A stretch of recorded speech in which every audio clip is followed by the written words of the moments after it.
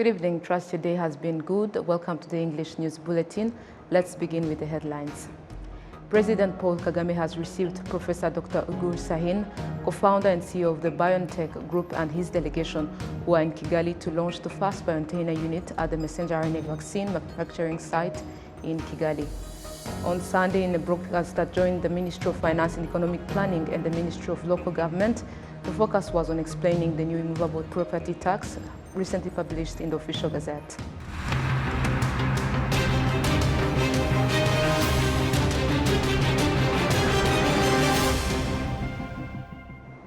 I am Olive Nete. Welcome to the news in details.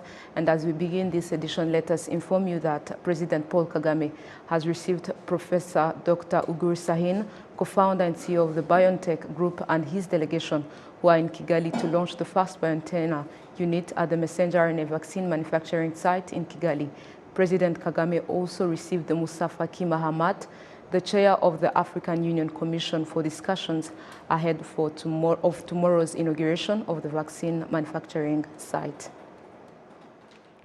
President Macky Sall of Senegal has also arrived in Kigali for the historic launch of BioNTech Africa's landmark development in vaccine production on the continent. Another head of state who is in Kigali for the occasion is President Nana Akufo-Addo of Ghana, who also arrived on Sunday ahead of Monday's event. To other matters, Prime Minister Dr. Edouard Ngirente has received His Excellency Mu Hong, the Vice Chairman of the Committee of the Chinese People's Political Consultative Conference. They discussed areas of cooperation and assessed steps made into that area. The Vice Chairman was able to, of course, engage different government officials, starting with the Speaker of the Chamber of Deputies. They also were able to visit some of the key projects between our two countries. One of them is the Masaka Hospital, where the government of China supported and funded some of the expansion projects. They were able to meet the China medical team and witness firsthand the result of this bilateral cooperation.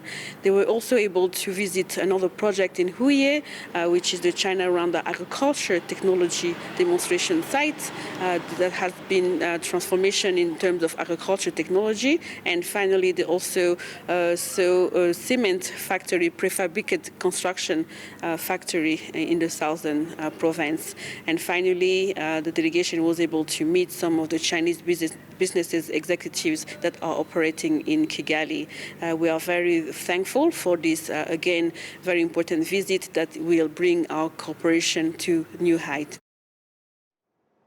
Moving ahead, on Sunday, in a broadcast on Rwanda television that joined the Ministry of Finance and Economic Planning and the Ministry of Local Government, both ministers indicated that the immovable property tax was reduced due to the fact that the opinion of citizens was put into consideration. The tax was reduced from 0 to 300 Rwandan francs per meter square to 0 to 80 Rwandan francs, depending on the location of the property. We have more on the details. In September of this year, immovable property law was published in the official gazette, indicating that the maximum tax is 80 Rwandan francs from 300 per square meter for buildings and land that should not be taxed depending on the location of the property. In November of this year, instructions from the Ministry of Finance and Economic Planning relating to the implementation of this law were published. The tax on buildings and land is set at 0.5% of the market value from 1%. A residential building is now exempted from tax, and the three-story building are taxed at a rate of 0.25% of the market value instead of 0.5% of its value. A building shared with more than one person, each will be liable for tax for the square meters of the area they use, with the exception of parking lots and stairs for a multi-level building. The Minister of Local Government, Jean-Claude Musabyimana, explains how this will carefully be implemented without hindering anyone. Ni kimwe n'ibyo twavuga by'ahantu hatari ibikorwa remezo nabyo twagiye dusaba mu minsi yashize. It's like what we're saying about places there is no infrastructure. We recently requested local authorities to list in their towns and their peripheries where there is a plan of expanding the towns, and there are those who did it with the objective of raising more tax revenue in their district. But we told them that this should not be a burden on the citizens and that they should consider the actual boundaries of the town and not the entire master plan, especially in areas where infrastructure is not yet in place. The residents should not be concerned with these taxes, and that's why we said it's between 0 and 80.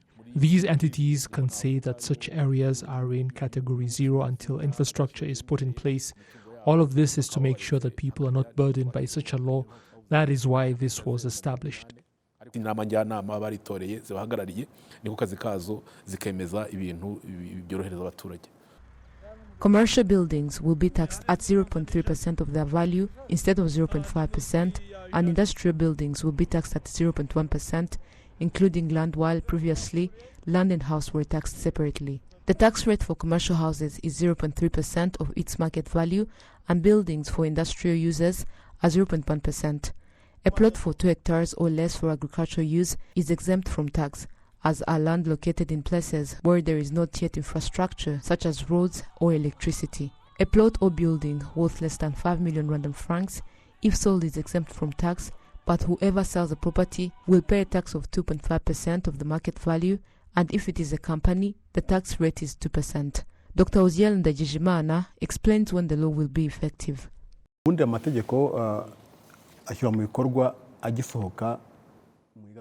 The law is effective the moment it is published in the official gazette. The law of removable property was published in September this year, but there are supporting instructions that are set by the Ministry of Finance and Economic Planning, and the instructions were published recently at the end of November. But there are some other important preparations that need to be done by institutions so as to implement this law. All tax reforms done this year will be in line with the new laws established.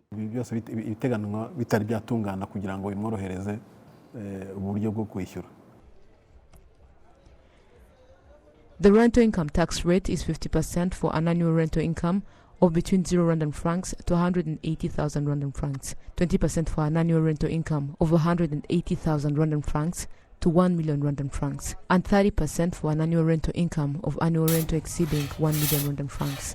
Tax on the transfer of plot on the title deed of immovable property, registration of land, renovations of buildings, fencing, authorization to build in neighborhoods, certificate of life and death, and the processing of wood into charcoal in particular are not taxable. Moving ahead, the residents of the town of Palma in the province of Cabo Delgado in Mozambique say they are striving to develop despite the difficult times that they encountered in the past, now that they have the protection of the Rwandan security forces stationed there. Serge Nore takes us through the details. Seeing the town of Palma now, it is difficult to imagine that this was a war zone as recently as 2 years ago. But for many of the residents, the wounds of conflict are still fresh. Our houses were destroyed, and as you know, many of us fled and others died. Many loved ones are still missing. But we are grateful to the government for the way things are now. Things are good. Even foreigners now want to come to Palma, and all are welcome. Life is good because we are able to sell our goods with no problems, and business is good. I thank God because we get to sleep in peace, to cultivate our land and conduct all other forms of business without problems. A common theme for the residents of the town is not to look back and instead think of the future, which is stressed by this hotel owner who witnessed a massacre on its premises in March 2021. What I will tell you right now, I've said this many times to many people, I would rather not go back to attack because it's still traumatizing people. There are people who are still traumatized out there with what has happened to the attack. So I'd rather go forward from where we stop, we go forward and not go backward. Really, I don't like talking about what happened in the attack because it's just dramatic and it's not really something you want to go back and talk it again. And I don't feel like talking it again. It still reminds me a lot of things and a lot of family that we've lost. And I don't want to go to that road anymore. Foreigners have started to go to Palma in search of the opportunities the town has to offer. Life here is very cheap and there are no problems because the local residents in this town are peaceful, welcoming all people. The local residents also collaborate closely with the Rwandan security forces in the town to ensure peace.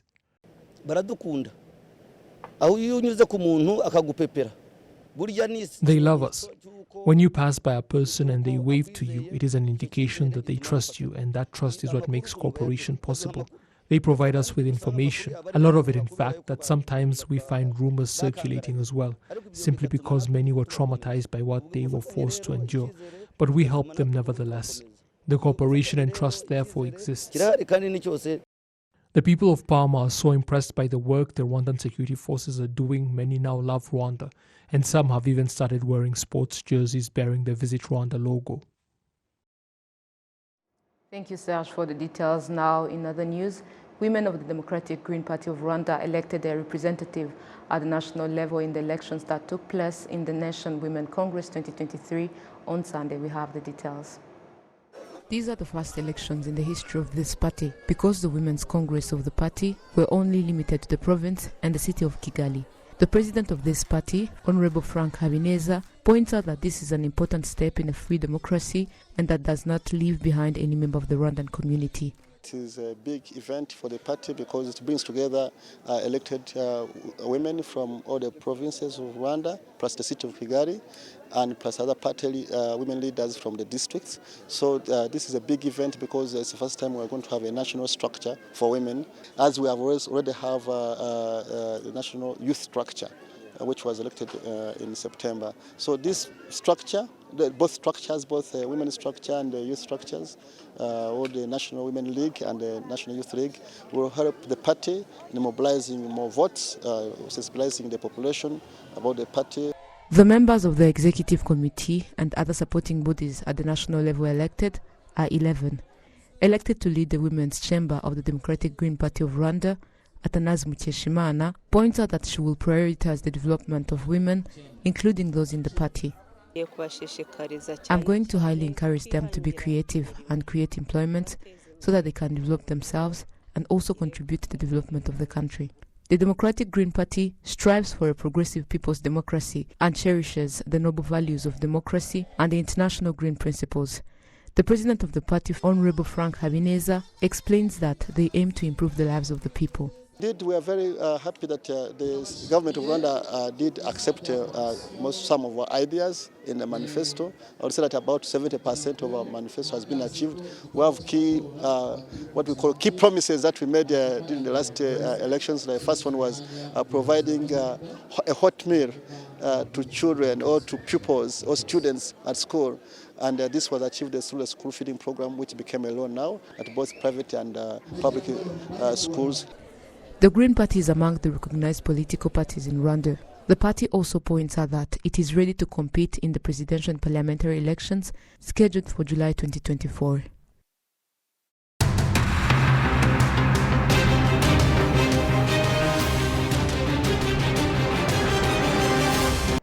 Thank you for being part of our news. I would also like to recognize the technical and news production team that helps us prepare this for you. Thank you all and take care and have a fruitful week ahead.